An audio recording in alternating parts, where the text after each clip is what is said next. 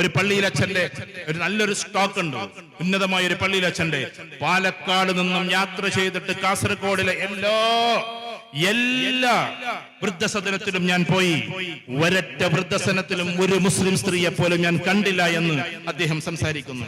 എന്തുകൊണ്ടാണെന്നറിയോ? റസൂലുള്ളാഹി സ്വല്ലല്ലാഹു അലൈഹി വസല്ലം നമ്മളോട് പറഞ്ഞിട്ടുണ്ട്, മാതാവിന്റെ കണ്ണുനീർ അഗ്നിയാണ്, എവിടെയാണ് ഉറ്റി വീഴുന്നത് അവിടെ കത്തിച്ചാമ്പലാകുമെന്ന്. അതുകൊണ്ട് നമ്മളെ സംബന്ധിച്ചിടത്തോളം മാതാപിതാക്കൾ ഏറ്റവും പ്രധാനപ്പെട്ട, എല്ലാവർക്കും മാതാപിതാക്കൾ പ്രധാനപ്പെട്ടതാണ്, പക്ഷേ നമ്മളെ സംബന്ധിച്ചിടത്തോളം പ്രത്യേകിച്ചും പ്രധാനപ്പെട്ടതാണ്. അതുകൊണ്ട് നമ്മെ സംബന്ധിച്ചിടത്തോളം അള്ളാഹുവിലേക്കുള്ള അടുപ്പത്തിന്റെ ഏറ്റവും മുഖ്യധാര റസൂലുള്ളാഹി സ്വല്ലല്ലാഹു അലൈഹി വസല്ലമയാണ്. എല്ലാവർക്കും വേണ്ടി സംസാരിച്ചു, എല്ലാ കാര്യങ്ങളും നമ്മളോട് പറഞ്ഞു.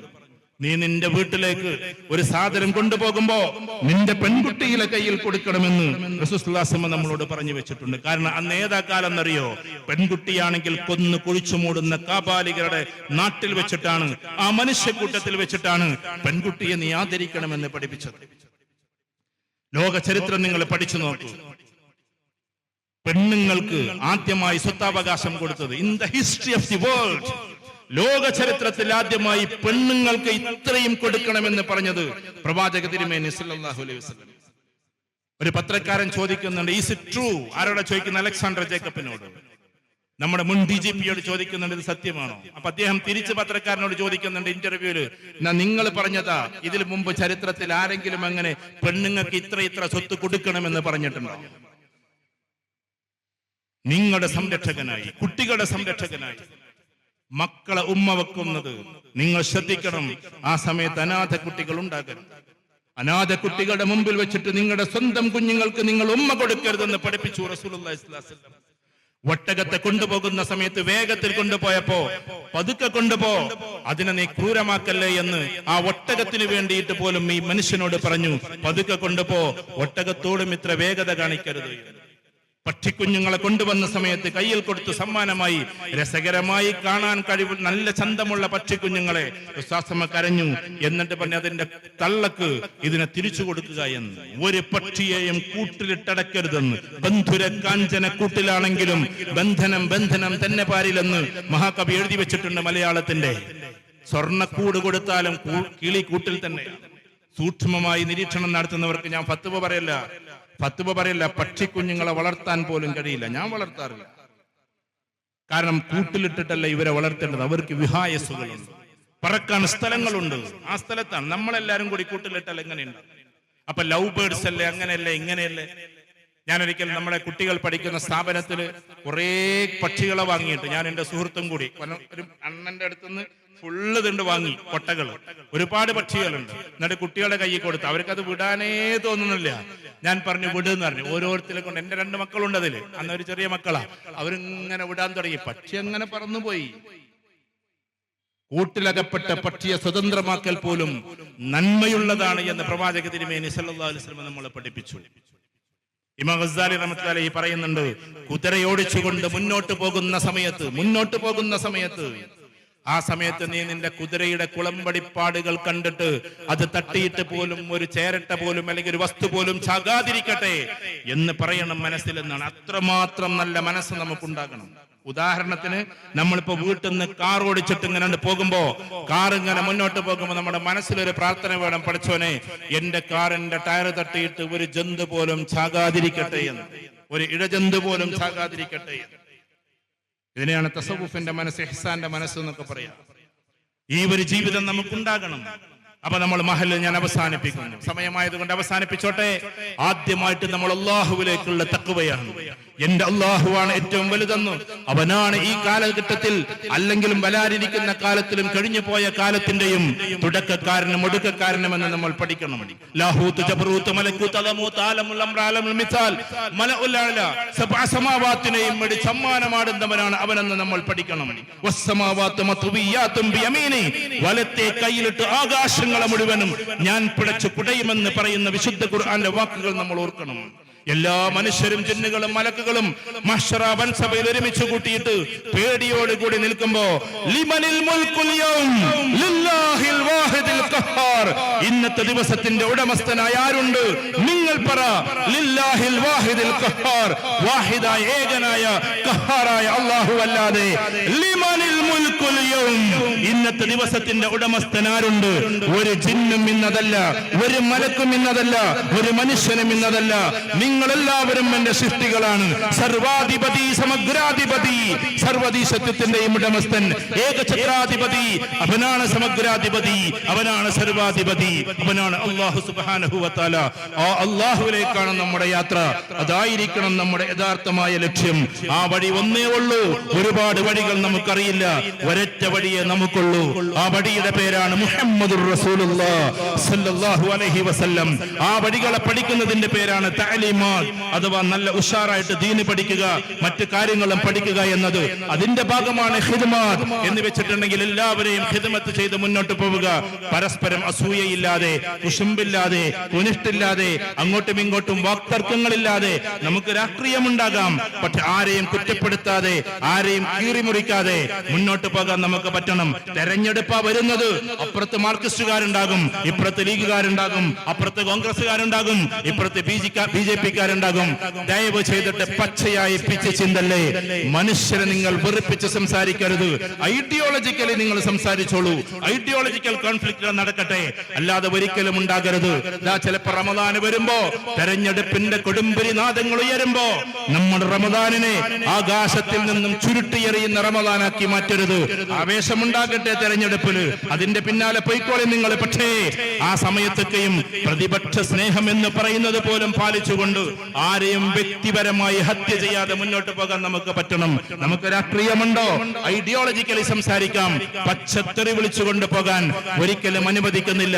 നാളെ അള്ളാഹുവിന്റെ കോടതിയിൽ പോയിട്ട് ഇങ്ങനെയാണ് അങ്ങനെയാണ് എന്ന് പറയാൻ ഒരു നിവൃത്തിയുമില്ല.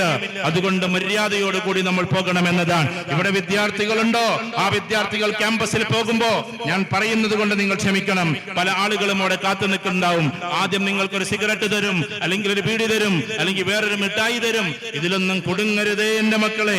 അവസാനം നിങ്ങൾ എത്തുന്നത്, ആ മിഠായിലൂടെ എത്തുന്നത് മിഠായിൽ മാത്രമല്ല, അതിന്റെ മുകളിലേക്ക് MDMA ആയി, LSD ആയി, അതിന്റെ മുകളിലേക്ക് പിന്നെയും കൊക്കൈനായി, ഹഷീഷായി, അതിന്റെ മുകളിലേക്ക് പെറ്റഡിനായി, അങ്ങനെ കേറി കേറി പോയി സ്വന്തം മാതാവിന് നേരെ കഠാര കൊണ്ട് ആഞ്ഞു കുത്തുന്ന കാപാലികനായി നമ്മൾ മാറാതിരിക്കാൻ ആര് തരുന്ന പുകയും നമ്മൾ വലിക്കരുത്, ആര് തരുന്ന മിഠായിയും നമ്മൾ കഴിക്കരുത്. മിഠായി എന്ന് പറഞ്ഞാൽ ചോക്ലേറ്റ് സാധനമാണെങ്കിൽ നിങ്ങൾ വാങ്ങുകയോ കഴിക്കോ എന്തെങ്കിലും ചെയ്തോ, പക്ഷെ മിഠായി പോലും ഏതാണെന്ന് നോക്കണം. പെൺകുട്ടികളെ, നിങ്ങളോട് നിങ്ങളുടെ ഐബ്രോ പെൻസിൽ പോലും വകം മാറ്റി വരുന്ന ഒരു കാലത്താണ്. നിങ്ങളുടെ കണ്ണിലെ കുത്തിക്കാനുള്ള തുള്ളി മരുന്ന് പോലും വകമാറി വരുന്ന ഒരു കാലത്താണ് നമ്മൾ ജീവിച്ചിരിക്കുന്നത്. നിങ്ങളുടെ കവിളുകളെ സുന്ദരമാക്കാൻ വേണ്ടി നിങ്ങൾ തേക്കുന്ന നിങ്ങളുടേതായിട്ടുള്ള പാക്കപ്പുകൾ ഉണ്ടല്ലോ, ആ പാക്കുകളെല്ലാം കിഡ്നി രോഗത്തിലേക്ക് നയിക്കുന്നു എന്നാണ് പഠനം.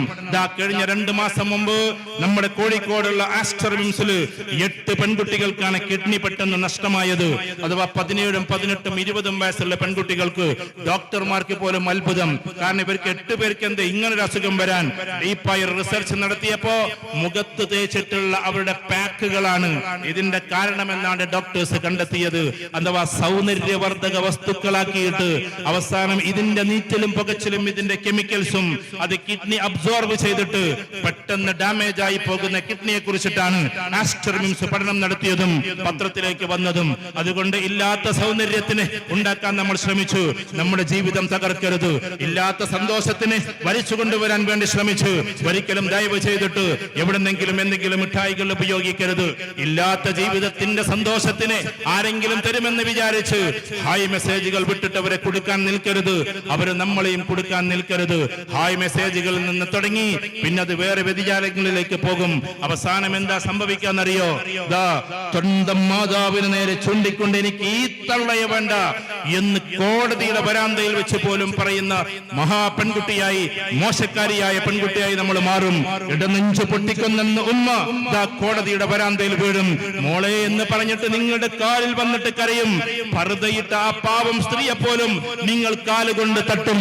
പക്ഷേ 2 വർഷം, മാക്സിമം 3 വർഷം അതിന്റെ ഇടയിൽ നിങ്ങൾ തിരിച്ചു പോരേണ്ടി വരും. കാരണം അതൊരു ആൽക്കമിയാണ്, ഇതൊരു കെമിസ്ട്രിയാണ്. ഒരു ആൺകുട്ടിയോട് ഇഷ്ടം തോന്നുക, എന്നിട്ട് അവിടെ സംഭവിക്കേണ്ടതെല്ലാം സംഭവിച്ചു കഴിഞ്ഞാൽ ഞാൻ ആ അബദ്ധത്തിലായി പോയല്ലോ എന്ന ചിന്തയുണ്ടാവുക. ഇങ്ങനെ എത്രയോ പെൺകുട്ടികൾ തിരിച്ചു വന്നുകൊണ്ടിരിക്കാൻ. ഇതൊക്കെ ഡെയിലി കാണുന്ന ഒരാൾ, അനുഭവിക്കുന്ന ഒരാളാണ് നിങ്ങളോട് സംസാരിക്കുന്നത്. സാറേ, ഞാൻ അങ്ങനെ അബദ്ധത്തിൽ ചാടിപ്പോയി, ഇപ്പതാ എന്റെ വീട്ടിലേക്ക് പോകണമെന്ന് എനിക്ക് ആഗ്രഹമുണ്ട് സാർ, പക്ഷെ എന്റെ ഉപ്പ ഉപ്പ പറയുന്നു ഞാൻ ഉപ്പാന്റെ മോളല്ലാന്ന്, എന്റെ ഉമ്മ പറയുന്നു ഞാൻ ഉമ്മാന്റെ മോളല്ലാന്ന്. അപ്പൊ ചിലപ്പോ പറയും എന്റെ 2 ചെറിയ മക്കള് പറയുന്നു ഞങ്ങൾക്ക് അങ്ങനെ ഒരു ഉമ്മയില്ലെന്ന്. ഇങ്ങനെയൊക്കെ പറഞ്ഞ് വിതുമ്പിക്കരഞ്ഞ് അവസാനം അവര് കേൾക്കുന്നില്ലെന്ന് കാണുമ്പോ ആരോരും അറിയാതെ ആത്മഹത്യയുടെ വക്കിലേക്ക് കുതിച്ചു ചാടേണ്ടുന്ന അല്ലെങ്കിൽ എന്തെങ്കിലുമൊക്കെ കഴിക്കേണ്ടുന്ന അവസ്ഥയിലേക്ക് പെൺകുട്ടികളുടെ ജീവിതം അതപ്പതിച്ചു പോകുമ്പോ എന്റെ പ്രിയപ്പെട്ട ഈ മഹല്ലിലെ പെൺകുട്ടികളോട്, ഇവിടുത്തെ സ്ത്രീകളോട് ഞാൻ ആരെയും കുറ്റപ്പെടുത്തി പറയല്ല, ദയവ് ചെയ്ത് അങ്ങനെ ഇക്കിളിപ്പെടുത്തുന്ന ലോകത്തിലേക്ക് കടന്നു പോകല്ലേ. നമുക്കറിയാം എല്ലാ സ്ഥലത്തും നമ്മൾ പോകുമ്പോ നിങ്ങൾ പറയുന്നത് ഇവിടെ എന്നല്ലേ, അവസാനിപ്പിച്ചു കൊള്ളട്ടെ. നമ്മൾ പല രാജ്യങ്ങളിലും പോകുമ്പോ ആ രാജ്യത്തൊക്കെ 100 കൊല്ലം മുമ്പ് ഇങ്ങനെ നടന്നതാണ്, അവിടെ ഇതേപോലെ തന്നെ നടന്നതാണ്, അങ്ങനെ കാമുകന്മാരുണ്ടായതാണ്. നമ്മളൊക്കെ യൂറോപ്പിൽ പോകുമ്പോ ചില പാർട്ടിയിൽ പങ്കെടുക്കാൻ വേണ്ടി, പാർട്ടി എന്ന് പറഞ്ഞാൽ അവിടുത്തെ കല്യാണത്തിലോ അല്ലെങ്കിൽ അവരുടെ സൽക്കാരങ്ങളിലോ സുഹൃത്തുക്കൾ കൊണ്ടുപോകുമ്പോ ചിലപ്പോൾ ജെന്റിൽമാൻമാരായ ആൾക്കാരെ പരിചയപ്പെടുത്തും, എന്നിട്ട് അവരുടെ മക്കളെ പരിചയപ്പെടുത്തും. ഇതെന്റെ ഫസ്റ്റ് ലെവലിലുള്ള മോനാണ്, ഇതെന്റെ സെക്കൻഡ് ലെവലിലുള്ള മോനാണ്, ഇതെന്റെ വൈഫിലുള്ള മോനാണ്, എന്നാണ് ഇതെന്റെ ആദ്യ കാമുകിയിലെ മോന്, ഇത് 2ാമത്തെ കാമുകിയിലെ മോന്, ഇത് 3ാമത്തെ എന്റെ ഭാര്യയിലുള്ള മോന് എന്ന് പറയുന്ന അധപ്പതനത്തിന്റെ വേർഡ്, ആ വാക്കുകൾ പറയുന്ന അവസ്ഥയിലേക്ക് നമ്മൾ അധപ്പതിപ്പിക്കല്ലേ. കാരണം നമുക്കൊരു പൈതൃകമുണ്ട്, നമുക്കൊരു സംസ്കാരമുണ്ട്. ആ സംസ്കാരത്തിലൂടെ നമ്മൾ പോകണം. നമ്മുടെ സംസ്കാരം ഏതാണ്? നമ്മുടെ സംസ്കാരം ഏതാണ്? നമ്മുടെ പ്രിയപ്പെട്ട മാതാപിതാക്കളെ കൈപ്പിടിച്ചുകൊണ്ട് നടക്കുന്ന, നമ്മുടെ ഭാര്യ ഭർത്താക്കന്മാർ പരസ്പരം പ്രണയത്തിൽ അമരുന്ന, അടിപൊളിയായി ജീവിക്കുന്ന, നമ്മുടെ മക്കളെ നല്ല രസകരമായി വളർത്തുന്ന, എപ്പോഴും സന്തോഷകരമായി ജീവിക്കുകയും സന്തോഷകരമായി മരിക്കുകയും ചെയ്യുന്ന. ഇന്ന് നിങ്ങൾ യൂറോപ്പിൽ ജസ്റ്റ് നിങ്ങൾ വീട്ടിലെത്തിയിട്ട് നിങ്ങളൊന്ന് ഗൂഗിൾ ചെയ്ത് നോക്ക്, how many Masjid in Europe അല്ലെങ്കിൽ ഹൗ മെനി മസ്ജിദ് ഇൻ പിന്നെ ജർമ്മനി, നിങ്ങളൊന്ന് അടിച്ചു നോക്ക്. ഗൂഗിൾ നിങ്ങൾക്ക് മറുപടി പറഞ്ഞു തരും. Around 3000 masjid or 3000 mosque അല്ലെങ്കിൽ 2700-2800 പള്ളികൾ ഇന്നിതാ ഈ പറയുന്ന ജർമ്മനിയിലുണ്ട്. ഞാൻ ആ ജർമ്മനിയിൽ പോയിട്ടുണ്ട്, അവിടുത്തെ മസ്ജിദിൽ പോയി നിസ്കരിച്ചിട്ടുണ്ട്. നിങ്ങൾ ഫ്രാൻസിൽ അടിച്ചു നോക്ക്, 5000-ഓളം പള്ളികൾ അവിടെ കാണാം. ലോകത്തിന്റെ എല്ലാ ഭാഗങ്ങളിലും ഇങ്ങനെയാണ്. UK-യിൽ മാത്രം 600-ഓളം പള്ളികൾ മുസ്ലിമീങ്ങൾക്ക് വേണ്ടി ക്രിസ്ത്യൻ സമൂഹം വിട്ടുകൊടുത്ത് നമുക്ക് കാണാം. പലതും വാങ്ങിയതും കൊടുത്തതുമൊക്കെയായി ലോകം പല രാജ്യങ്ങളും ദീനിലേക്ക് മൊത്തത്തിൽ ആകർഷിച്ചു കൊണ്ടിരിക്കുമ്പോ, യഥാർത്ഥമായ ദീനെന്ന് മനസ്സിലാക്കിക്കൊണ്ടിരിക്കുമ്പോ, ലോകത്തിലെ മുഴുവൻ മനുഷ്യരെയും സ്നേഹിക്കണമെന്ന് പഠിപ്പിക്കുമ്പോ നമ്മൾ ചില ആൾക്കാർ വഴികെട്ടുകൊണ്ടിരിക്കുകയാണ്. അതിലേക്ക് നമ്മൾ പോകാതിരിക്കുക, നമ്മുടെ മക്കളെ കരുതലോടെ വളർത്തുക. ഒരാളെയും നമ്മൾ കുറ്റപ്പെടുത്താൻ നിൽക്കണ്ട, വിമർശിക്കാൻ നിൽക്കണ്ട. അവരവരുടേതായ ലോകത്തിൽ ജീവിക്കട്ടെ. ഐഡിയോളജിക്കലി നമുക്ക് അവരോട് സംസാരിക്കാം എന്നതല്ലാതെ ഒരു മനുഷ്യരെയും നമ്മൾ കുറ്റപ്പെടുത്തണ്ട. നമുക്ക് പ്രാർത്ഥന ഒന്നേ ഉള്ളൂ, 700 കോടി ജനങ്ങളും ഈ ലോകത്തിലുണ്ടെങ്കിൽ 700 കോടി ജനങ്ങളെയും അല്ലാഹുവേ നീ നേർമാർഗത്തിലാക്കണമേ എന്നാണ്. അപ്പൊ നമ്മുടെ പ്രാർത്ഥന എന്താണ്? അല്ലാഹുമ്മ എന്ന് പറഞ്ഞിട്ട് നമ്മൾ പ്രാർത്ഥിക്കേണ്ടത് എന്താണ്? അല്ലാഹുമ്മ എന്ന് പറഞ്ഞിട്ട് നമ്മൾ പ്രാർത്ഥിക്കേണ്ടത്, നമ്മൾ പ്രാർത്ഥിക്കേണ്ടത് ഇഹ്ദിനാ വഹ്ദിബിനാ വഹ്ദിന്നാസ ജമീഅ റബ്ബന എന്ന് പറഞ്ഞ് നമ്മൾ പ്രാർത്ഥിക്കേണ്ടത് എന്താണ്? ഇഹ്ദിനാ വഹ്ദിബിനാ വഹ്ദിന്നാസ ജമീഅ, എനിക്ക് നീ ഹിദായത്ത്, ഞങ്ങൾക്ക് നീ ഹിദായത്ത് നൽകണേ, മൊത്തം മാനവരാശിക്ക് നീ നേർമാർഗം കാണിക്കണേ എന്ന് പ്രാർത്ഥിക്കുന്ന മനുഷ്യനായി നമ്മൾ മാറണം. സംഘടനാപരമായ സങ്കുചിതത്വം ഉണ്ടാകരുത്. അങ്ങാ സംഘടന, ഈ സംഘടന, പരസ്പര വിദ്വേഷങ്ങൾ, തീരുമാനം അല്ലാഹുവിലേക്ക് വിട്. ആരൊക്കെ അല്ലാഹുവിന്റെ മുമ്പിൽ രക്ഷപ്പെടുമെന്ന് അല്ലാഹുവിന് മാത്രമേ അറിയൂ. വിശുദ്ധ ഖുർആൻ കഴിഞ്ഞാൽ ഏറ്റവും പ്രധാനപ്പെട്ടത് തിരു ഹദീസാണ്. ഹദീസിൽ തന്നെ ഏറ്റവും പ്രധാനപ്പെട്ടത് ബുഖാരിയിലെ ഹദീസാണ്. ആ ബുഖാരിയിലെ ഹദീസിൽ പ്രധാനപ്പെട്ട ഒരു ഹദീസുണ്ട്.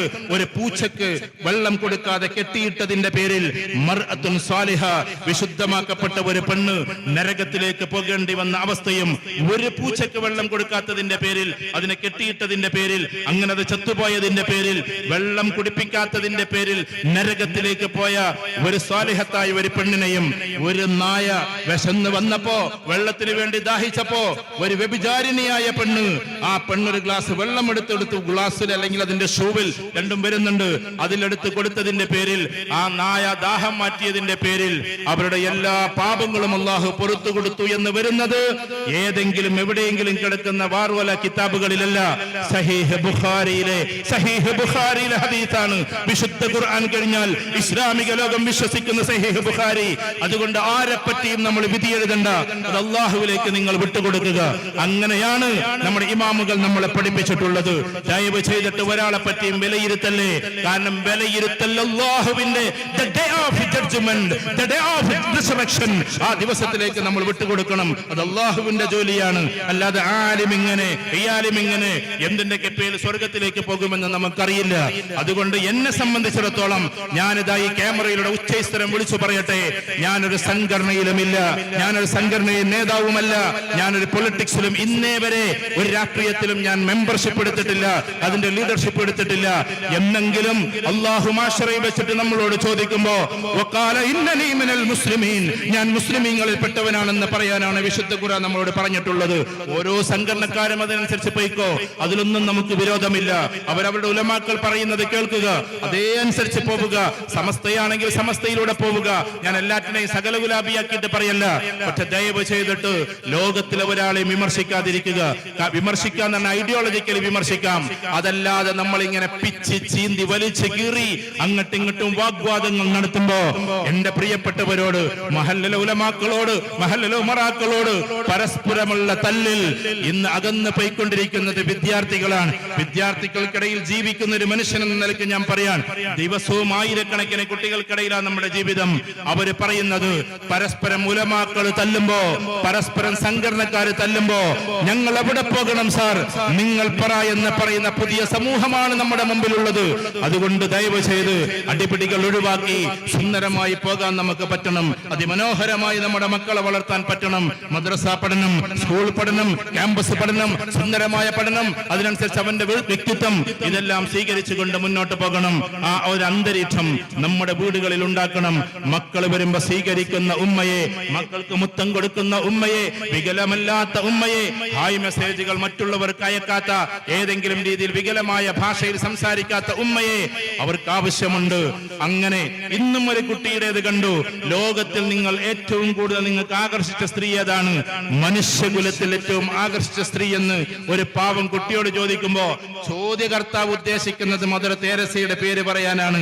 അദ്ദേഹം അതിലേക്കാ കൊണ്ടുപോകുന്നത്. പക്ഷെ ആ പിഞ്ചുകുട്ടി പറഞ്ഞത് ആകെ 5 വയസ്സേ ഉള്ളൂ, എന്റെ ഉമ്മ, എന്റെ ഉമ്മ എന്നാണ്. ആ ഉമ്മയായിരിക്കണം നമ്മൾ ഓരോരുത്തരും. എന്റെ ഉമ്മയാണ് ഈ ലോകത്തിലെ ഏറ്റവും നല്ല സ്ത്രീ എന്നാണ് ആ കുട്ടി പറഞ്ഞുകൊണ്ടിരിക്കുന്നത്. ആ വാക്കുകൾ മാറ്റിക്കരുത് നമ്മൾ. ഉമ്മയെ തെറി വിളിക്കുന്ന മക്കളാക്കി മാറ്റരുത് നമ്മൾ. മക്കളെ അങ്ങനെ വളർത്തിക്കൊണ്ടുവരണം. അവരെ നിസ്കാരം കാര്യങ്ങളൊക്കെ പഠിപ്പിക്കണം, മനുഷ്യരെ സ്നേഹിക്കാൻ പഠിപ്പിക്കണം, ഏറ്റവും നല്ല വഴിയുടേതാക്കണം. ആരെങ്കിലും അസൂയാലുക്കളുണ്ടോ? ആരെങ്കിലും പരസ്പരം തർക്കിക്കുന്നവരുണ്ടോ? അവർക്ക് APJ പറഞ്ഞ കഥ പോലെ നമ്മളൊന്ന് ഉയർന്ന് പറക്കണം. കാക്കക്കൂട്ടം വന്നിട്ട് വീണ്ടും കൊത്താൻ തുടങ്ങും പരുന്തിനെ. പരുന്തൊന്നും കൂടി മുകളിലേക്ക് പറക്കണം. കാക്കയോട് തല്ലുകൂടാൻ നിൽക്കരുത്. കാരണം കാക്കക്കൂട്ടങ്ങൾ അങ്ങനെയാണ്, അങ്ങോട്ടും ഇങ്ങോട്ടും കൊളുത്തി വലിക്കും. കാക്കകൾ പിന്നെയും വരും. അപ്പൊ വീണ്ടും ഉയർന്ന് പറക്കണം. പിന്നെയും ഉയർന്നുയർന്ന് കാക്കകൾക്ക് എത്താൻ പറ്റാത്ത രീതിയിൽ പരുന്തായി നമ്മൾ ഉയരണം. തർക്കങ്ങളില്ലാത്ത ഉന്നതമായ ലോകത്തിലേക്ക് നമ്മൾ ഉയരണം. എന്നിട്ട് നമുക്ക് നോക്കാം കാക്കക്കൂട്ടങ്ങളെ. അല്ലാതെ കാക്കക്കൂട്ടത്തോട് ഒരിക്കലും നമ്മൾ തർക്കിക്കാൻ നിൽക്കരുത്. അതുകൊണ്ട് നമ്മുടെ ജീവിതത്തിൽ ശത്രുക്കൾ ഉണ്ടെങ്കിൽ, ആരെങ്കിലും വിരോധികൾ ഉണ്ടെങ്കിൽ നമ്മൾ ഉയർന്നേ പറക്കണം. ലൈക്ക് ഈഗിൾ, ഒരു പരുന്തിനെ പോലെ.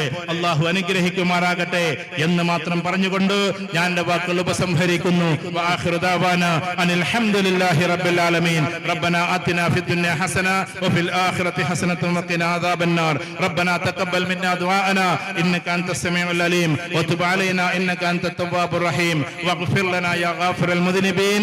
ആമീൻ ബിറഹ്മതിക യാ അർഹമർ റഹീമീൻ. വസല്ലല്ലാഹു തആല വസല്ലമ അലാ ഖൈരി ഖൽഖിഹി സയ്യിദിനാ മുഹമ്മദിൻ നബിയിൽ ഉമ്മി വഅലാ ആലിഹി വസഹ്ബിഹി അജ്മഈൻ. അസ്സലാമു അലൈക്കും വറഹ്മത്തുള്ളാഹി.